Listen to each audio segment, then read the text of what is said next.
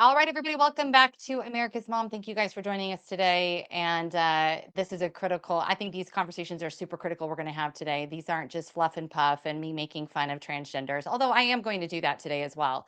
No, this is serious, serious content and situations that are happening in our country and around the world where you deserve to have the best, most accurate, clearest, and trusted information on these subjects. I've done some peripheral through the internet the last couple of days, just kind of seeing what the headlines are and where people are standing. And I just think it's a bunch of BS.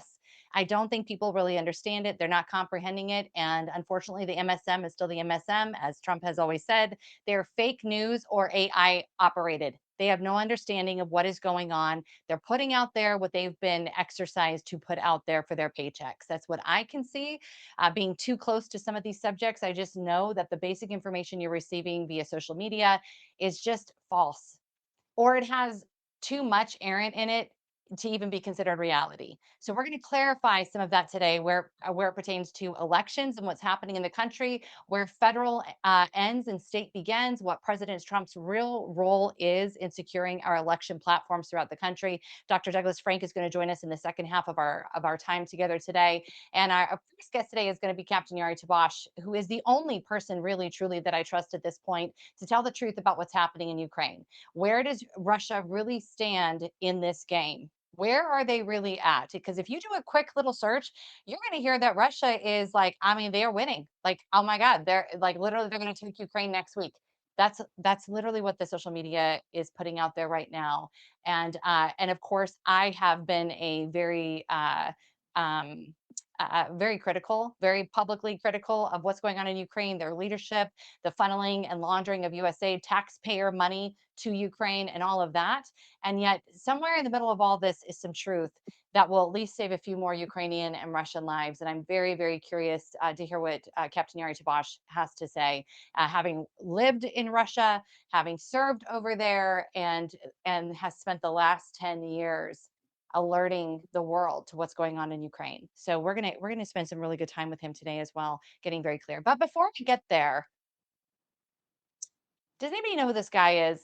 Producer Lauber, put up that picture. Who is Chris Williamson? Yeah. I didn't know either because he's nobody. However, he said some really stupid things about somebody we are all cheering on right now. And so I thought we should humiliate him today on our show, on America's Mom Show.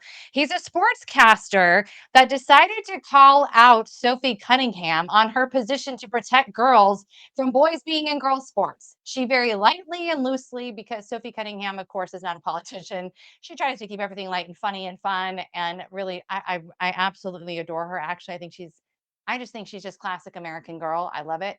And of course, she said, "Hey, we probably shouldn't be letting. It's common sense. We should protect children. We should protect young girls, biological females." And this guy, a sportscaster who's actually paid by ESPN to do what? I guess this is it. He's their DEI hire, their token DEI hire. He says this is one of the most repugnant things that's ever come out of her mouth, meaning Sophie. It's quite fascinating, not really, how she discusses protecting little girls in sports from trans women who are not a threat. Of course, we debunked that earlier in the week, you guys. You already know they are the highest sex offender rate for their group per capita. Well, actually, even per capita, they're higher. For their group, they're higher than any other group. Per capita, they're off the charts in violence towards women and men. But whatever. She's got no smoke publicly for the men in power who are actual predators. He should have put cisgender men. Chris, you need to get it right. If you're going to defend trans women, you need to get that other part right. It's cisgender men. Okay, get it right. So, what did Sophia Cunningham actually say that was so insulting and the most unbelievable thing a woman could say in regards to protecting girls in sports? Let's take a listen. On that same vein, in that story with ESPN, you talked about wanting to protect young girls who shouldn't have to go against biological men. Just can you expand your viewpoint on that? I mean, I think I said what I said. I think it's kind of common sense. And I think I'll always believe in that. I think it's really important to protect children, and that's little girls who are also involved in that category. And so I stand on what I said, and I always believe that. Yeah. Do you see your advocacy on that? And what was wrong with that? Williamson, must have been paid for this post. Okay, I hope you got at least like $7,500 for that post, Chris, just to make it worthwhile. Maybe sort of, kind of, I don't know. Clearly, that was so derogatory towards trans women. Amazing. Okay, so there we go. This is the world we're living in. I'd love to see the people that Chris Williamson is protecting, though, because every day, just about every day, I hear from parents or children or detransitioners who have dealt with the trans cult. And you just kind of need to be reminded who the leadership is. Well, this is a professor out of Northwest University, Illinois, and I mean, this is who this is who he's protecting. This is what he's defending. Just roll it. I had to hear it. You all have to hear it. Here you go. If you're cis and you won't date trans folks, you're a transphobe.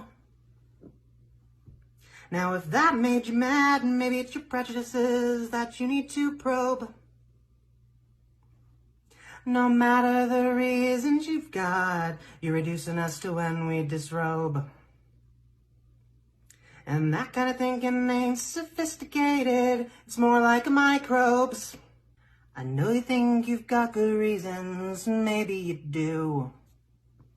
Trauma's real, it's hard to heal, I'd never say that that isn't true. But transphobia, and you won't get a pass when we're through. We're human beings, not sex organs, cis lesbians, I'm talking to you. What am I supposed to do? What am I supposed to do with this? This is a professor at Northwestern University in Illinois, okay? This is your leadership. This is what Williamson is defending. This is nonsense. Even lesbians now can't choose to just date women. I don't know.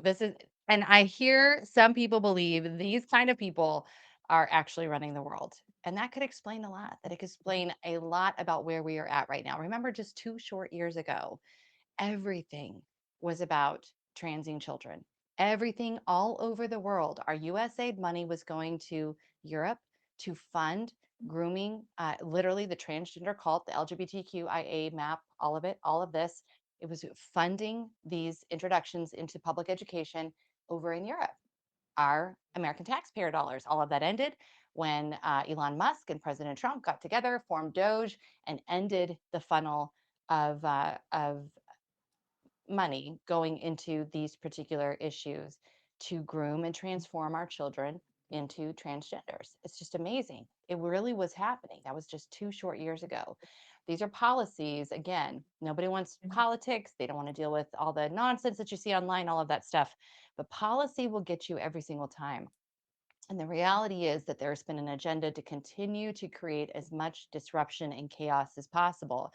The transgender portion has just been creating chaos and disruption in your own home, separating parents from their children, really getting into the nitty gritty, the real nucleus of life, your inner family circle, which is so dangerous because then who do we go to for truth? Where do the children go to? Who are they counting on to tell them what's real and what's true and what's accurate? Their teachers, the public education system. And that has proven to be a place that we can't trust our children to be left to, not just in America, but around the world. So when it comes to politics and policy, rather, this idea of what's happening around the world, President Trump ran on America first. He was going to focus on our country and stabilize America. And what we've seen and what we've learned is in order to do that, President Trump implemented incredible foreign national policy, being able to communicate, to make deals like no other president had before him in his first term. The second term's been a little bit challenging. We've gotten to watch in real time, and I'm going to be talking to my guest about this in just a moment. We've gotten to watch in real time our own elected officials, senators and congressmen, who believe they are the secretaries of state, apparently, and they have gone behind and around President Trump to try to orchestrate deals that were not in the best interest of America. I've talked about that at length. I'm going to be interested to see Captain Tabach's perspective on Lindsey Graham, for example. But it's been a very difficult and challenging term already for President Trump because of foreign policy. And this policy is now affecting us. We can't deny it. We've got the war going on in Iran. We've got this constant battle back and forth of Ukraine and Russia. We have Russians and Ukrainians living in America who are each vying for their position at the table and their claim to land or to peace or to money or to whatever deal, to be right, to win, whatever it is. In between there and somewhere is the truth. Now, I haven't spent the last 10 years of my life, or really all of my life, researching this stuff, living in it and being a part of it, but Captain Yuri Tabach has. He was actually born in Moscow, Russia, and immigrated to Philadelphia, became an American citizen, and he is the first Soviet born captain for our military. First Soviet born captain to join our military, and has been an absolute success. He's done tremendous things both for our country and to inform and educate about what's actually going on in Ukraine and in Russia. He has firsthand experience. So I just want to encourage all of you who've thought that, listening to this podcast or that social media person or whatever, you got the full scoop. You haven't. Because I don't think you have to have a degree, but I do think living in circumstances gives you an extra qualification to understand what's really happening. You understand the culture, you've lived the ethics of that country, by the way, the morale of that country, like, because it was your life. And that's Captain Yari Tabash. And he is joining us amazingly here on America's Mom today. Thank you so much for being with us today, Captain. Thank you, Sharona, very much for inviting me. And I got to say, you're a great mom. And what you were just talking about this transaction, I can't even pronounce that because I have no idea. Nuts. I have no idea what it is.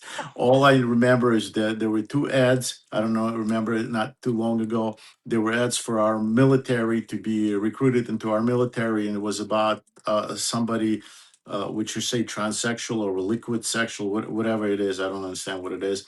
And then we saw a Russian commercial for their military. And I tell you, my entire career, my entire life was built on fighting the communists, fighting the Russians, fighting the Soviets. I joined the military because I heard that when President Reagan said it's an evil empire, I knew exactly what he was talking about. And I said, I was going, as a kid, I said, how can I do it now? But the only way is to fight is in the military. So I decided to join at that point. And when I saw the Russian commercial for their military and I saw our commercial for our military, I kind of felt like maybe I should have joined the Russian military. This is crazy what they were doing, and no wonder we were shortfall of recruiting. Where now we're over recruited, and in order to get into our military, you have to stay in the queue and have Yeah. good grades and be healthy and be drug free and so forth and so forth. And they're So no thank you longer very much. funding.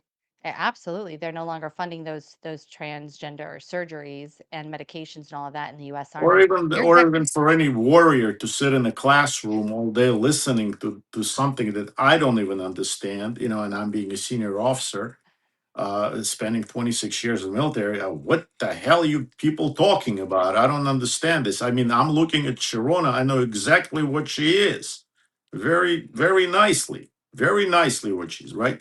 I'm looking at Dr. Frank. I can see. Yes, he's a boy. He's a boy. He's a man. He's a Okay, man. so this is yes. So Let looking at those commercials, I remember they said there's something wrong with us. We got to change this. We're never going to get men recruited or women that want to serve their country, like my daughter, into this kind of military where you have to sit in a classroom listening to this instead of learning how to shoot, learning tactics, learning logistics, learning how to pack a parachute or how to drive a boat or fly an airplane. That's why we joined the military, to defend our country, not defend one group of people in our country. Well, and don't you think too, just from your extensive experience in the military and being a man, by the way, men are meant to be Thank you. protectors. You see what's happening and your alarm bells sound, and women get to be the nurturers. We get to be the soft spot as long as the men are being the men. But this whole attempt when they invaded our military with this nonsense, with this propaganda, it was to demasculate these men so they would not stand up for truth, would not hold the line for what's for reality. Even I really felt it was a major demasculization, and on the heels of, or on the precipice of, a war that was really interesting. No, seeing what Ukraine was going through. Russia's running these amazing, like you said, that is an amazing thing to remember. They ran the most incredible videos, commercials on strong men. It was absolutely in opposition of what America was doing at that time. And it was very degrading to America. But a broken clock is right twice a day. People need to remember that. Just because Russia had great commercials regarding men, and they do know what a man is, for sure, and they honor that there, that does not make them right in the big scheme of what's been going on for the last 5 years. And so the demasculization of America. I think, tell me what your thoughts are on that. The beginning of the war, you've been covering this for more than 10 years. You've been watching this come up. Kind of take us from the beginning, as give us a backdrop and to where we're at right now in the war with Russia, and why it has any significance to a mother in East Texas. Like, why should I even care about this stuff? It's thousands of miles away. Well, I mean, it's always, World War One was 1,000 miles away, World War Two, Vietnam, all of them were away until it comes to us and it threatens our country. And today, indirectly, maybe for now, but it is threatening our country. We take Venezuela, we take Cuba, we take Iran, Syria, all these countries. We've been doing over and over again. We've been fighting and fighting them, and something else comes up. But I think that President Trump saying, okay, we've been doing the same thing over and over again. We got to take a different approach to resolve the situation.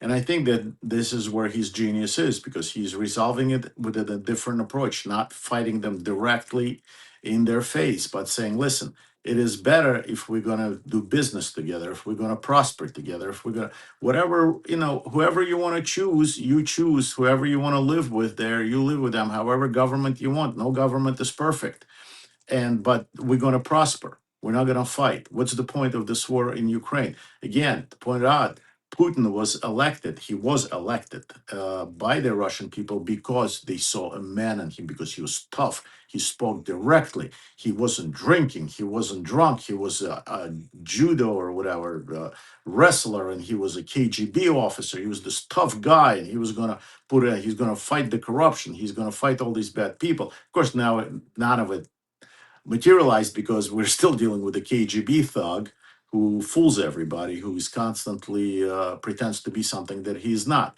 So eventually, his popularity started to drop, and he decided to pick on Chechen people. Nobody paid attention to his genocide of the Chechen people. Then he attacked Georgia, but President Bush pulled our fleet into the Black Sea, and he pulled out of Georgia, but had enough time to place his government in there, his puppets there. And then under President Obama, he took Crimea. And Vice President Biden called at that time acting president of Ukraine and says, "Do not defend Crimea. Give it up. Otherwise, you're going to be sanctioned." And they gave up Crimea without a fight. And that was supposed to be staging ground for invading the rest of the Ukraine. When Secretary Clinton was supposed to become a president, everybody was sure she was going to be president, and they were going to finish the job right there and then. But unexpectedly to everyone, President Trump becomes a president. He lifts the veto that was placed by President Obama on lethal weapons to Ukraine. Ukrainians got the lethal weapons, javelins and sniper rifles and so forth, instead of blankets and socks. And he sanctioned the Northern Stream, so the Russians weren't be able to sell their oil to Europe, and many other things. He closed all of the Russian consulates in the United States, and Putin had to put a stop on invading the rest of the Ukraine. So, but then when President Biden came in, or President Obama 2.0, then the whole thing started all over again, and they invaded Ukraine. They started to invade Ukraine, but by that time, Ukrainian people were already prepared for it, more or less. Their army was already a little bit different. They knew that their neighbor is very, very difficult one. But President Biden did not go with our law. He did not go with what American people demanded by supermajority voting in Congress to give a land lease to Ukraine. He didn't give it. He never gave a land lease. And Ukrainians were fighting on their own, basically. Europeans weren't helping much. And so it was a war of stagnation. So at this point, there's still a war of stagnation where the front is basically frozen. Russians are not winning. What it is, it's a war of terror now, where Russians are bombing civilian cities, civilian areas where people live. Just today, there was a drone show in near Kiev, or in Kiev, and Russians sent 10 missiles in there. Of course, again, why would you have a drone show and unmanned vehicles show near Kiev? You know that the Russians will bomb it. So they did that. A lot of people got killed today over it. But at the front, nothing changes except their infrastructure is being destroyed in Ukraine, and another winter is coming up where people are very, very much afraid that they're going to freeze to death. But again, Ukrainians are also having now weapons again. Now you got to think where they got weapons from, and they can shoot deep inside of Russia and destroy their oil facilities. Where under President Obama, President Biden, I'm sorry, they were forbidden to do that. So, but at the end of the picture, I think that a lot of Ukrainians realize that there is only one person that want that war to stop. That there's only one person that's genuinely, without a personal benefit to him, want that killing, that stupid killing, and the war by attrition to stop, and that is a President Trump. And the only person, I can't say he respects him, but at least he considers and afraid of him is Putin is afraid of President Trump. No one else. Mhm. He doesn't count anyone else for a leader. Even the General Secretary of China of Communist Party, Xi. So it is only our only hope is that President Trump's will continue that course and will stop this killing and of civilian people and of soldiers at the front as well, because it's not because that will spread, Mhm. and eventually this will come to us, to our country. It will come that we will have to stop that war because Europeans, guess what? They're not going to do anything about it. We know today Yeah.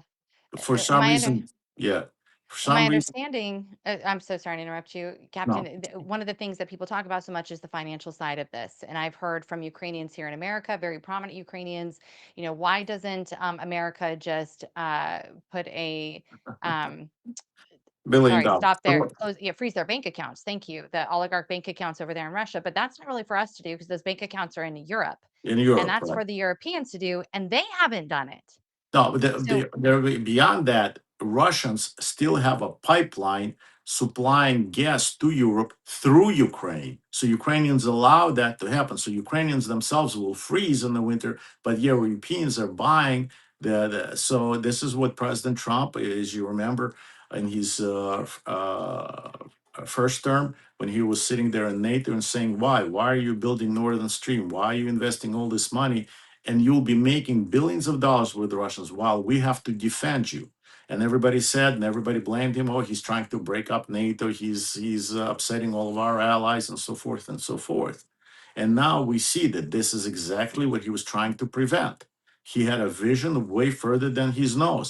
Also, President Trump is very, you say that many Ukrainians are starting to understand what's going on. There are, of course, media that misrepresents the whole thing. Even in Israel, they do that. Even in Israeli television, when I go there, I'm shocked that they're trying to fight President Trump, thinking if the Congress will go to the Democrats, it will be better for Israel. Yeah, all those Mandamis and Omars and Cortezes, they're going to be very, very good for Israel. It's TDS. What can I tell you? And It's President Trump was very clear about it. He's saying we allocated $350 billion to war in Ukraine. 80% of this money didn't get to Ukraine. So it's not the war between Ukraine and Russia. It's a global war. It's a globalist war. Where did the rest of the money go? I'm sure President Trump knows, and that's why everybody is afraid. That involves Ukrainians, that involves Russians, that involves Americans, that involves Europeans. So where did all this money go? So why should we invest more money if it's not going to go to where it's supposed to be, our taxpayers' money? So let's see, we're about 200 and about 150 billion mm-hmm, that never got to Ukraine. So mm-hmm. president, so this is why President Trump is more of a threat to all these globalists than Putin or than Ayatollahs, Hmm. because he's going after them. What did they do with the money? Our money.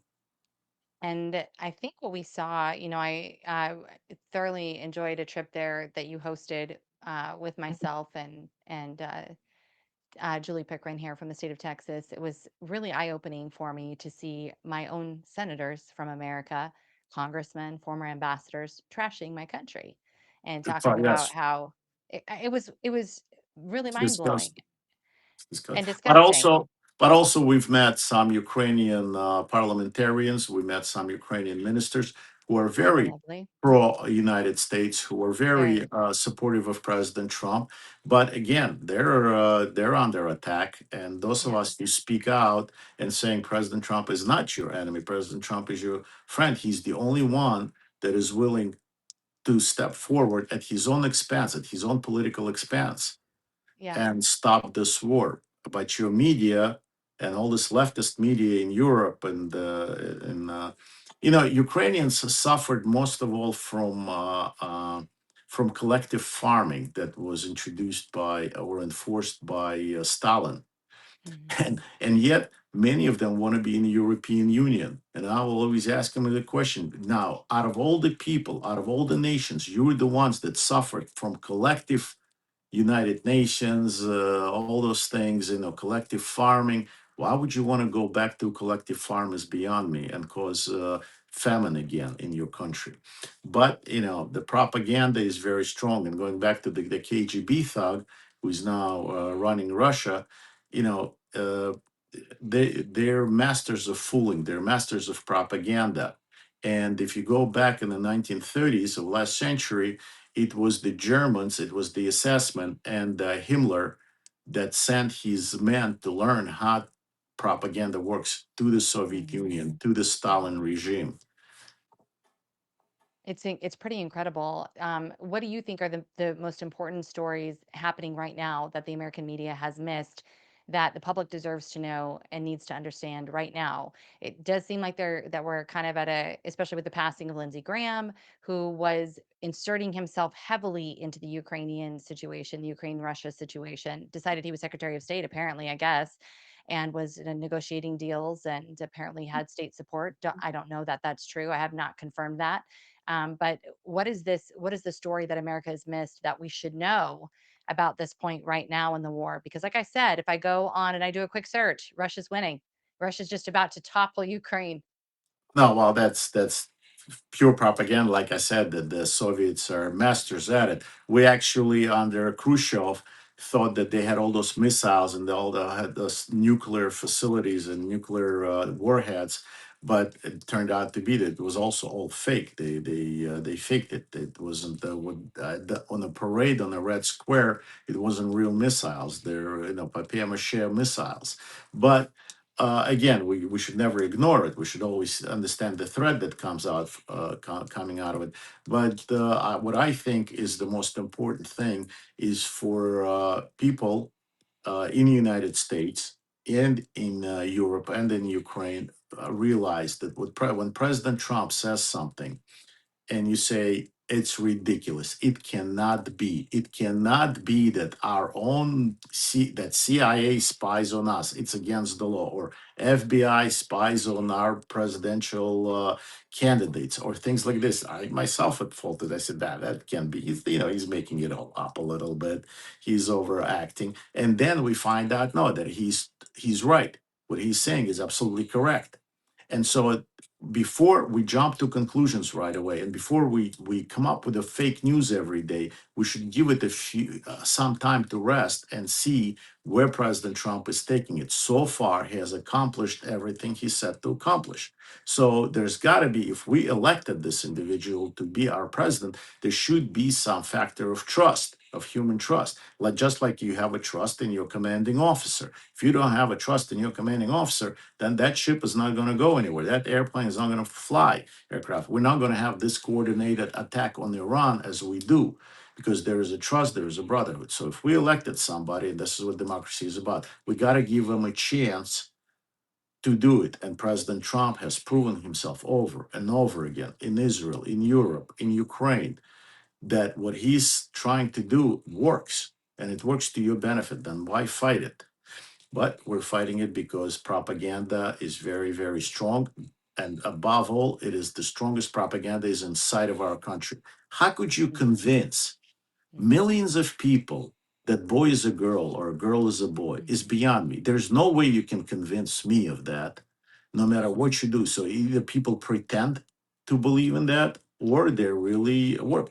But again, we go back to Nazi Germany, propaganda worked very well there. Within 2 or 3 years, the entire nation of the most advanced country, people believed in it, that a buddy that you fought in the trenches of World War One, who won an Iron Cross, is the enemy now.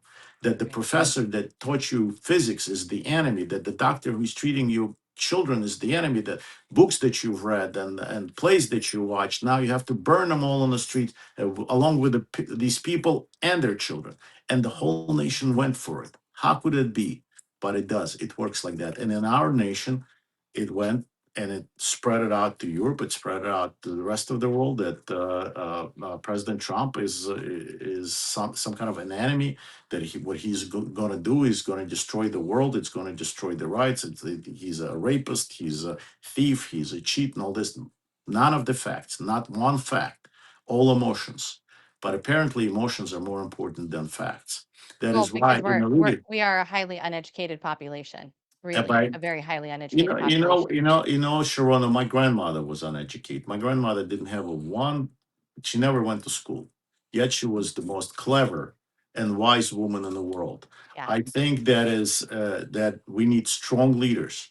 We need strong leaders to represent our country. We need strong leaders to lead our military. We need strong leaders to lead our states, our cities, our police departments, our fire departments, not like in California when the city is burning and the chief of the fire department somewhere in Africa. And leaking. That will not work in our country, and saying, well, but that's a fair thing to do. That's a fair thing to do. No, that's not fair. That's stupid. That is You've not lived in the fair. land of reality for too long. I want to get your take on this. President Trump has come out strong about Iran and Russia and China and their relationship. And I want to get your take on what President Trump had to say about Russia and China collaborating together to sell weaponry to Iran. If we can play that. They may have, we don't have it on record. All we do is read the fake news. We see the news is so wrong so many times. So, maybe this one they have right, but it's okay. It doesn't mean anything unless they have the material. You're talking about the centrifuges. Yeah, it doesn't mean anything unless they have the material. They don't have. We follow the material. That's where the action is, and we'll be hitting that area probably pretty soon. And there's not a thing they can do about it. Normally I wouldn't say that. If I thought they could do something about it, I would never say that. But we'll be hitting that area pretty soon, and very heavily. We can bring it back. Bring it back, Michael. Yeah. What do you think about what he's saying there? Again, this is it's not just the material, it's not just the centrifuge, it's also the brains, it's the scientists, it's the people who manage, military people who do all these things. We have destroyed all of that. There are no scientists there that can do that, so they can only depend on Russian ones or the Chinese. And that is, I think, the warning that President Trump is giving to us, that yes, we have destroyed, but now we have to finish the job and watch that doesn't happen again. We have to unite the Sunni world. We have to then bring the Shia world to our side. We have to make sure that Israel is in the game, and I think President Trump is doing a wonderful job. He's playing this chess very smartly. I think it's not what you said that we're uneducated. I think we're brainwashed to have an instant satisfaction. If you can't wake up, just drink a cup of coffee. You woke up. If you have a headache, you take a pill and it's gone. All those commercials that taught us that we have to be satisfied immediately, right away.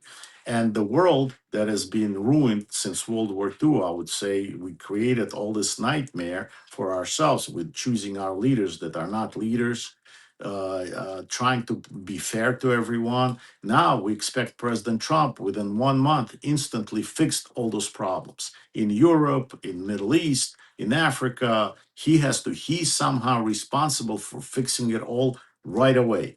Yet we've been breaking the system down for 70 years in Europe, and he has to do it all over the world. Of course, it's impossible. So I think with Iran, it was time, and we see that the countries in the Persian Gulf are uniting. The countries in the Persian Gulf understand what's going on. They know, the princes there, they know that they will not have another opportunity if President Trump is gone. So this window of opportunity may close very quickly. They have another 2 years, God willing. And I think Israelis realize that, and they're doing the right thing. Ukrainians, unfortunately, still think that they can outmaneuver somehow, but they can't. And that KGB thug thinks he can outsmart President Trump. I don't think he can. Captain Yuri Tabach, I appreciate your insight so much. And it sounded like there's going to Thank be you. big news over the weekend in Iran again. I'd really like to have you back on again next Wednesday I'd I love think there's going to. to be some critical updates needed. I'd Thank love to you. have you back. Thank you. Please invite me back. Please. I want to be You're back. invited. Captain Yuri Tabach, thank you so much. Follow him on Thank you. YouTube, X, Twitter, all over the place. On Facebook, you can find Captain Tabach everywhere. His insight recently, the article that he just published was so great in the Alaskan World Affairs Council regarding Russia. I think you'll need to read it. I will post it up. We really need critical thinkers right now. And when I said we have an uneducated populace, I didn't mean like they need to attend to college. And we saw what's happening in our colleges at the very beginning of the show today. I'm not interested in that. I mean, this idea, like you said, take it slow down, back up, and really consider, wait and watch, and then make considerations after that instead of just jumping on the first thing that happens. And someone who is so great, so good at that, so good at evaluating and dissecting the data and taking time to come to conclusions that are based in the land of reality is Dr. Doug Frank. I've had the incredible pleasure of working with him for the last, it's been almost 5 years now that we've been working together in some form or capacity in elections and exposing COVID in Colorado. He's just done so many amazing things for this country that people, I hope more and more people understand and are aware of. But Dr. Doug Frank is an absolute hero. They call him the Johnny Appleseed of elections, but really he's just a hero who is willing to work with the regular everyday person to help us secure more of our freedoms in our own communities. And you did that for me 5 years ago when I was just a mom saying, please help us keep our town open. Thank you so much for being here today. Good to see you, Sherronna. Always good to see you. And I agree with your former guest, who, by the way, I love the military point of view. They're so practical. And I think there's a reason why they're practical. It's because they live or die. So you don't have the luxury of silliness, you know, and you know, it's why I've been carrying around the Art of War with me for 5 years, because if you adopt the military mindset, you suddenly become far more practical. And I really appreciate it. And yes, he's right. You're clearly a woman, and it's nice. I'm a big fan of women. I think God knew what he was doing when he made women, and I think God knew what he was doing when he made men. And I think we are all better. We're all better when we fulfill the mission, when we fulfill the role that God designed us for. So anyway, I sure appreciated him. He you know, coming from a Russian perspective as well. I just came back from South Korea, which is why I have this bow tie on. I've got a America and South Korea bow tie, because holy mackerel, he's right. This is a global war. And you know, since I've come back from South Korea and informing everybody around the country, this is not just fighting for your county, fighting for your state, fighting for our nation. This is America needs to be strong so that the whole world can have liberty. If we go down, the whole world goes down. So that's the fight I'm in. Good to be with you, by the way. Oh, it's so good to be with you. It's really interesting. I was watching all your updates about South Korea. So Charlie Kirk actually was in South Korea just before he was The assassinated. week before I was there, yeah. Or the week before he was executed, I mean to say. Well, executed is a better word, actually, even than assassinated.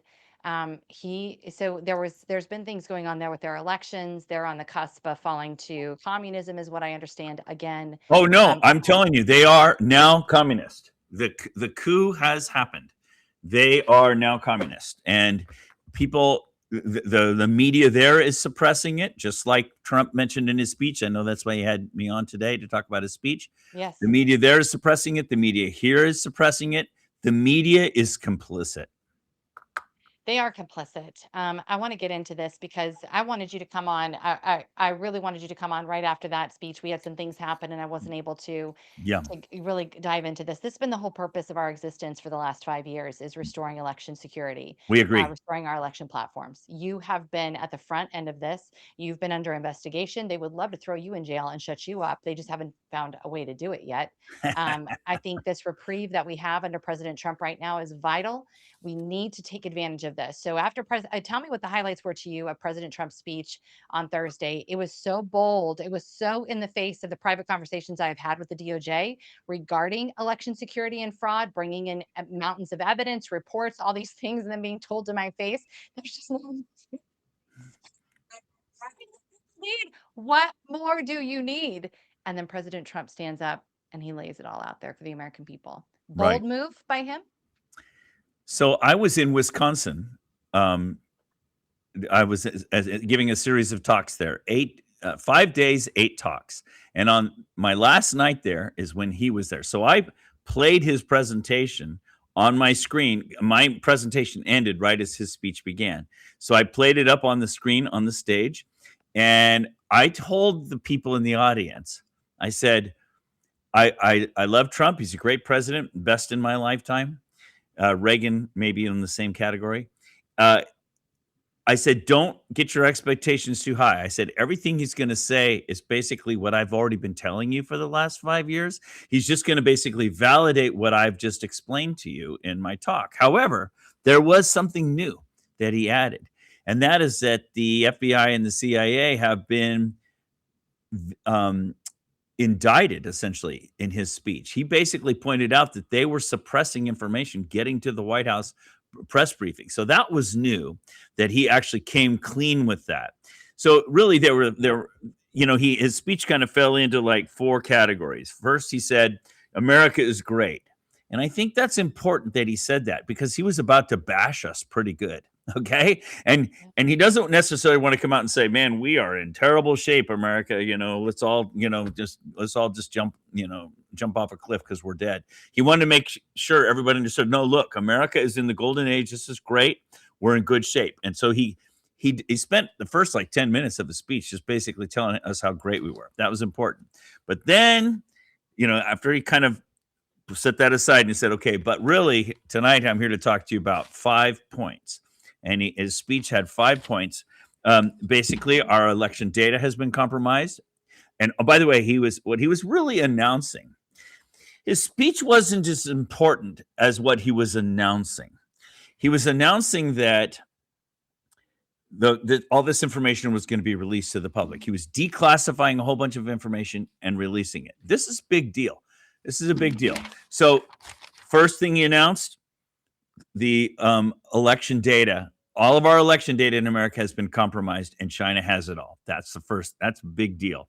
Second, there's all this deep state suppression of the fact that this has been happening. That's a big deal. And that was, to me, that was new. So it's not that you and I didn't know that. Of course, we know the media's been suppressing it. The government's been suppressing it, but he's now saying he has the evidence. So he's actually going to be revealing the evidence. He talks about the burn bags and all that stuff. So, Obama's burn bag. So the suppression of the evidence. Then he points out that the media has been a big part of this, that the media has been complicit.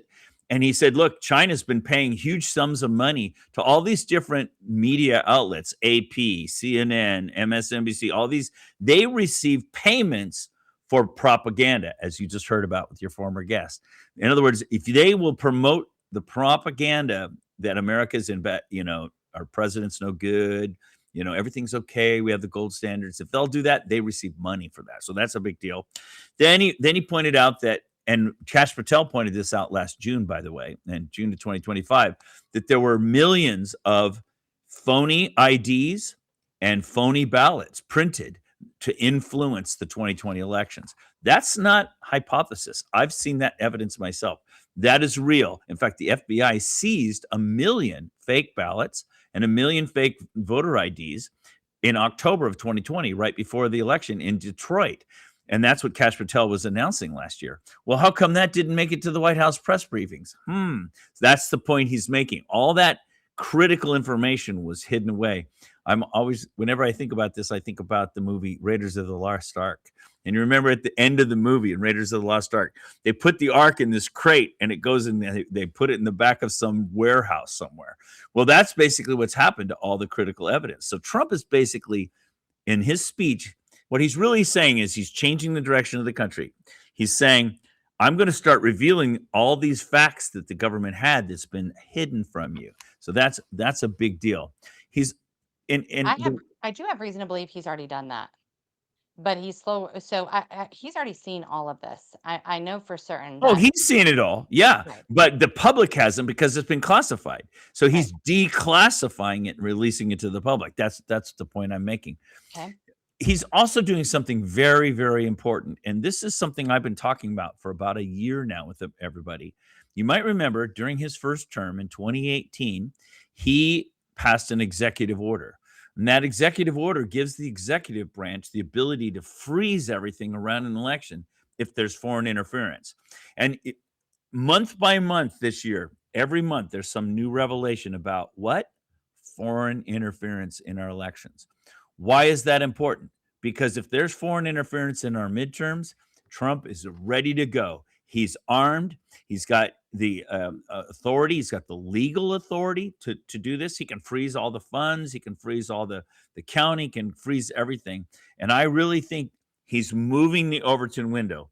The Overton window is what you're allowed to talk about in public. He's bringing that into the public discussion so that when it happens, because I think it's going to happen in November, and he steps in and starts freezing elections around the country because of all the vulnerabilities, et cetera, that's going to, I think he's preparing us for that. That's a big deal. So he talked about, go ahead. One thing I learned that I thought was interesting, and you and I did discuss this the last time you were on, was the power. I believe it was you, may have been Patrick Colbeck, was the power of CISA. When CISA came out and said, it was Chris, I forget his last name, who was running CISA at that time. I don't remember his name. He CISA came is out. basically impotent, which is why Trump got rid of it. Yes, and they said, and the impact that they had when they said it was gold standard and there was no interference in the election. Right. Right then and there, after the 2020 election, they handicapped the judges across the country because there's an understanding that they would not subvert that bureaucracy. Right. That was a given. They said they are the investigative arm, and if they said there was none, we're not going to bypass that. There you go. Because then who are we going to refer this case to? Like, what do you think is going to happen? The federal government is going to protect the federal government. That's just what's going to happen. We've heard it from the attorney generals there in DC. You can't expect the same people who did this to correct it. And you're so famous for saying, politicians don't start parades; they join them. It's the same concept. But when CISA was declaring that everything was just great, this is the gold standard. Now that CISA is out of the way as an actual look to for reality of our election systems, this is what makes it, this is what actually puts teeth to what President Trump is about to do in freezing elections across the country. He's taking away all the obstacles and he's defunding them. I mean, the whole idea of taking away USAID, everybody thinks that's to do something else. No, that's basically elections. Why did he take over Venezuela? It's not because of oil. It's because of elections. He's been systematically taking out our enemies in terms of elections. So, we were going over the five. Go ahead.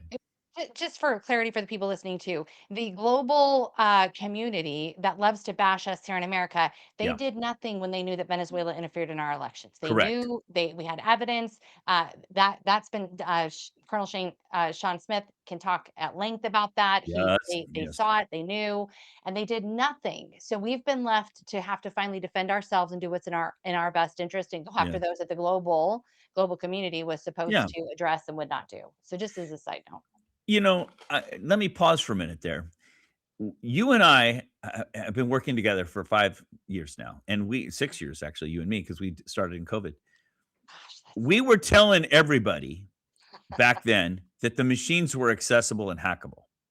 We were telling everybody that. And what was the mantra that we heard nationwide? The machines are not connected to the internet. Now, we spent basically 2021 proving to everybody that the machines were connected. Now it's freely admitted. It's funny. I just came from Wisconsin. I spoke with a bunch of clerks there in private, and what they did is they tell me at the end of the election day, they roll their machines over next to the window so they can contact the cell towers and report the numbers. I mean, it's like openly discussed now. But back then, everybody was telling us, "Oh no, this is not true. This is not true." So we were fighting a battle then when people are saying, "Well, they can't be manipulated because they can't be connected." Are you kidding? Of course they can be connected. But we were fighting that battle, and we were being lied to by the media. We were being lied to by CISA. We were being lied to by our politicians, our secretaries of states, our clerks. Everybody was lying to us. Well, we've proven that we were right and they were wrong. And that was a vindicating thing, I think, for the president to say that in his speech. So we have all these cyber vulnerabilities.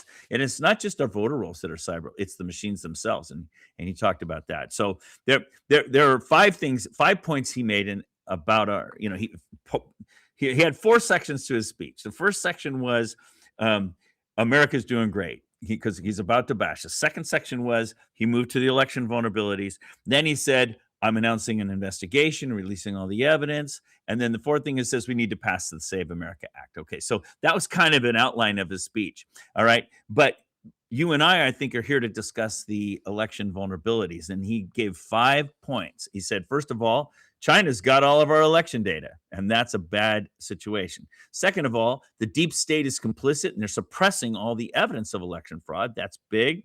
And then the media is being influenced and being paid to do propaganda. And wasn't it great hearing your former guest talking about how the Russians are experts at propaganda? Well, so were the Chinese. And so they were basically paying for the propaganda. And then the fourth point, he talked about the manufacturing of the illegal ballots. And that's true. He mentions that in his speech. That's a big deal. Then step 4, he said he was talking about the cyber vulnerabilities. And then step 5, he talked about how our voter rolls are full of non-citizens and people who are voting who shouldn't be voting. So that was kind of his summary. And, it's very close to my speeches that I've been given for 5 years. So it was pretty fun for me to hear I had just given a speech to a group in Wisconsin, up in Waukesha. And then the president got up and gave a speech, and I just felt like check mark, check mark, check mark. As he was saying, it's like, hey, folks, did I just tell you all these things? The only thing that wasn't there was when he talked about how they now have evidence that the information wasn't making it to the White House briefings. So, but I thought that was a great revelation too. So I think that's a pretty good summary of his speech. It's highly vindicating. It proves everything I've been saying for years. So in other words, it doesn't prove it. He's providing the evidence which substantiates what I've been saying for years. That must feel very good because there has been a lot of attempted denigration of your character. The price that you paid to get into this fight, it has been massive. Your love of teaching and teaching the most incredible kids that our country has, the most intelligent and bright kids, and having to step away from that whole. There's been a lot of loss in the midst of this kind of sacrifice for you and for your family. And I don't mind. I think it's good to remind the public of that. It's not all sunshine and rainbows in this. It really hasn't been. But I also really defer to you now because you've learned so much in this process. We were so naive in the beginning. Oh boy, were we naive. Oh my God. We truly believed that they were going to be excited that we came to them with this information. And they're like, oh my word, all I have to do is sit down with the Secretary of State and hack into his election. And he's going to go, oh no, I'm going to fix it. That's how naive we were.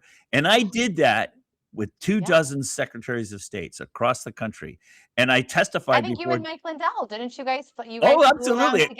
I think you were on some of those flights with me even, but we were flying around the country, meeting with AGs and secretaries of states all over the place. And those guys, we hacked into their elections right in front of their faces. I was expecting them to say, oh no, we got a problem. We got to fix it. Nope.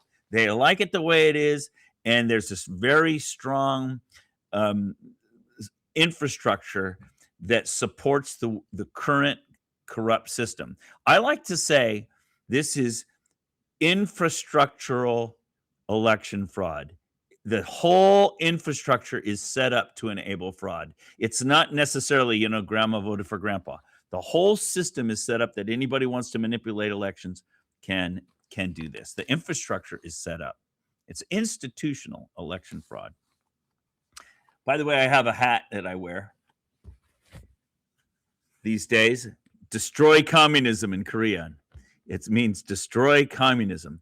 And it was so great to have your prior guest on right before me, because Korea has just turned communist, and all the techniques that they're using to take over that country, they've been using in our country, starting with the universities. And what did you open your monologue with? That crazy professor who doesn't know the difference between a boy and a girl. I'm a scientist. I can tell you that right away. I'm a human. I can tell you that right away. I want to stay on this for just a minute because this is really important, the segue into communism. So I saw a segment on Lindell TV. Allison was questioning AOC about the nature of relationships that people are having. Mamdani being a primary friend of AOC now, and Yeah. shouldn't that be concerning to the people, because he's a socialist, and doesn't socialism lead to communism? AOC starts laughing. I wish I'd have cued the video, because it's she does her donkey laugh thing, and it's like, look how hard it's been to get minimum wage raised. We're not going to be in communism in a year. It was very, very alarming. But here's the thing: as we're looking forward to the 2026 elections, it's the policies that these unelected people who are being selected through our fictitious election process, as Right. you've explained for the Yes. last 6 years, a fictitious process. We're Yes. being told that we're having real elections. We are not. Correct. And what does this mean for us? What kind of reforms, from your opinion, from your perspective, your experience, you're seeing this all hands on? We've got states where it's against the law to not use machines. What would be the biggest impact right now for election reform throughout the country that would really lend some credibility to our elections, and actually get those good people elected who are not raging communists who figured out how to infiltrate our system? That's a great comment, and in America, a great question. In America, right now, you know me. I've been traveling the country 25 out of 30 days a month every year for the last 5 years. I have a good feeling for the grassroots, and I can tell you that the biggest obstacle we face is that the people are waiting for Trump to fix it. They think that there's a top-down solution. There isn't a top-down solution. Trump is still busy cleaning house. The swamp is deep. I mean, you saw Hegseth. What did he do? He cleaned out the military leadership. We have been infiltrated at every level. Our courts have been infiltrated, our legislatures, the federal government. The swamp is deep. And so if people are expecting the system to right itself, they're confused. And if they're expecting Trump to step in and save the country, they're wrong. We're in what I call the Trump slump. It wasn't my idea. Chris Ann Hall said that. I love that phrase. The Trump slump. We elected him. Now we're expecting him to fix everything. And as long as we're waiting for that, we are going to lose. So you're asking me now, what's the solution? The solution is local. The fix is local. And Trump just empowered the states and the counties to fix it locally. I was in the last 2 days, I've been on the phone with Colorado, Alabama, Wisconsin, my Oregon teams. I've got teams in all those states. And what I've been teaching them how to do is how to take back local control of their voter rolls and local control of their elections. Because as long as you allow it to be centrally controlled, then it can be centrally manipulated, then it can be hacked, then it can be influenced by outside influences. So the solution is not to sit on your hands and wait for Trump. The solution is for you to get off your butt and take back local control of your elections in your own local community, and to get off your butt and serve your local community. For too many years, we've been letting other people teach our children. Other people run our local governments. Other people run our elections. You need to start running your own elections locally. It's quite easy. A high school student could do it, and we ran it that way for hundreds of years. It's only in recent years that we've allowed it to become so complicated that even the clerks can't do it themselves. They have to hire in, and that just makes us vulnerable. So the solution is local. That's my answer to your question. What's the most impactful thing a person can do is to wake up and engage. Absolutely. Let me ask you this: if Congress, the state legislature, election officials, if there was 3 things that they could implement tomorrow that would strengthen the security over our voting system right now, Yeah. what would it be from your perspective? Return control of the rolls to the counties. That's number one. There are three parts to an election: who gets to vote, how you vote, and how you add up the tally, and then how you report it. Right now, all three of those functions are being essentially controlled outside of the county. So if I was, if I had, for example, we have Scott Peterson now. It's going to be the new Secretary of State of Nebraska. We just won that. That's a big deal. We're getting rid of the old dumb as a walnut guy. And he has some discretion, and he can return a lot of the local control to the local people. So the first step is let them control insist that they manage their own voter rolls locally and involve the precinct captains, and that's a good thing. Second, don't do remote calculations and remote totaling. Do all your counting locally, right in the own precinct.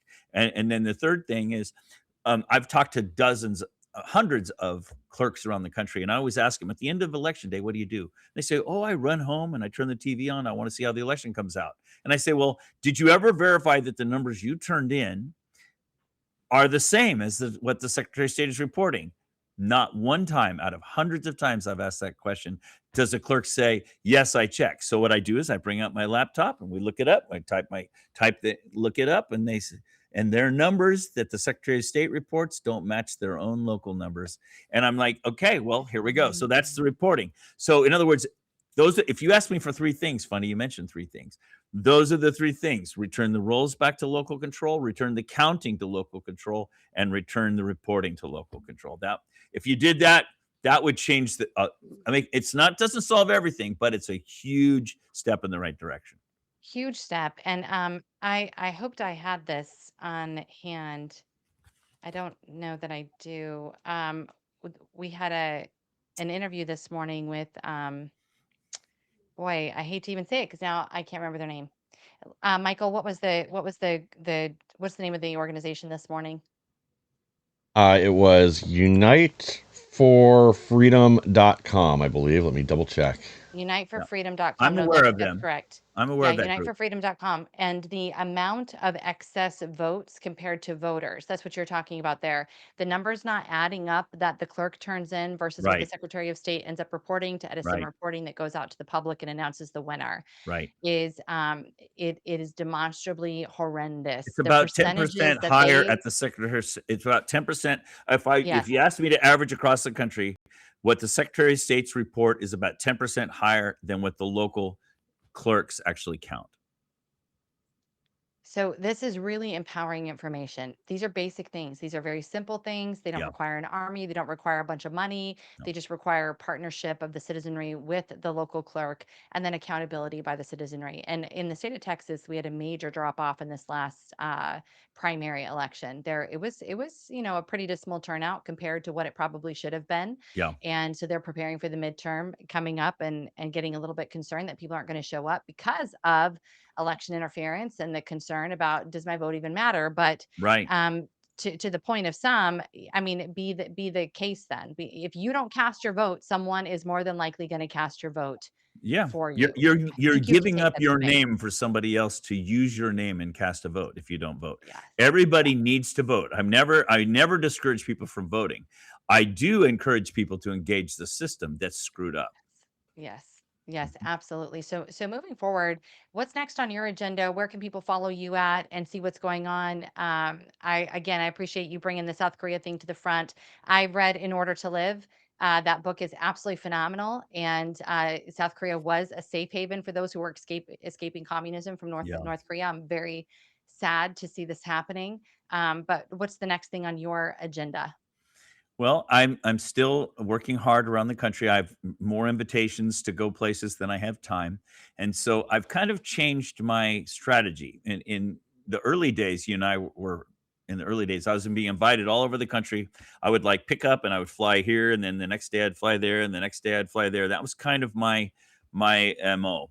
But I learned that really wasn't very efficient, because what was happening is people just want to come hear me talk. They're not ready to engage. So I changed my strategy. I started these 7 steps teams, seven steps to take back our elections.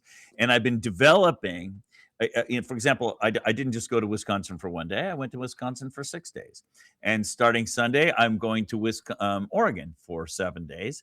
And I'm not just going there to talk. I'm going there to service my teams. I have for example, in the state of Oregon, they have 36 counties. I have teams in 25 of those counties. And these are local grassroots teams that are actually finding real fraud.